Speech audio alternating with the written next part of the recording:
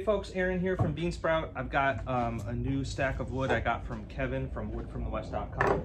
A lot of you folks have heard about him recently because in the latest issue of Ukulele Magazine, there's a feature on sustainability, and they talk a little bit about my building in there, and then there's a section on what Kevin does. So his company is based in two spots. It's southwestern Oregon and then in central California. And they do all the air drying down in central California and all the milling. And it's a great way to dry the wood instead of using a kiln and rushing it. So I like working with him because he's got domestic wood, and he's a supplier I trust who's going right to the log source to get the material. And also, you know, he shares my attitudes about sustainability and recycling and salvaging and all that. So a good example is I get my pistachio wood from him, and he found a way to get a contract with the orchards in central California, so he gets the pistachio stumps every year when they plant new ones and take the old ones down. Pistachio typically is a wood that was just kind of burned and chipped, and he figured out how to store it, dry it, mill it. So the main thing in this box I got tons of ukulele and banjo fretboards out of pistachio. And there's a few showstoppers with lots of graphs and sapwood and weirdness. Folks seem to like those a lot. But pistachio is a great wood for that.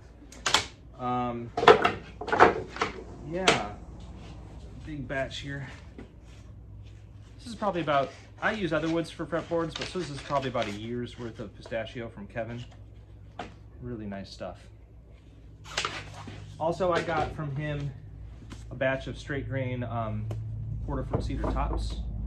These are for ukulele, and some of it has the brown and black, or blue and black mineral staining that I really like. And porterfoot cedar is also a wood that's no longer really commercially milled in southwestern Oregon.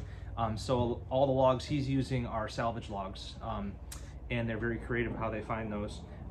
So a lot of the old logging operations actually used big trees or beams or timbers for structural work around the log site, and so they've been digging up old logs and finding special ones, and yeah, they look great. I love porterfoot cedar.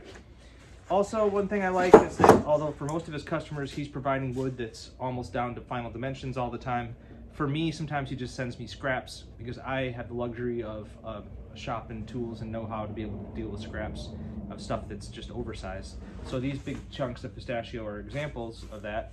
They're little orphan slices off of other boards, probably just scraps from the mill, and I use these for head plates, binding, heel caps, stripes down the middle of necks, that sort of thing. And every once in a while I find one or two of these in these scrap piles that are good enough to be back and sides for ukuleles as well. So he saved me a pile of those. And then the big surprise here is I asked him for more curly myrtle to make bindings out of. I did that last year and he just sent me a few scraps, and it looks so good on the instruments, and I thought, well, I should really dig into that and make more binding out of curly myrtle.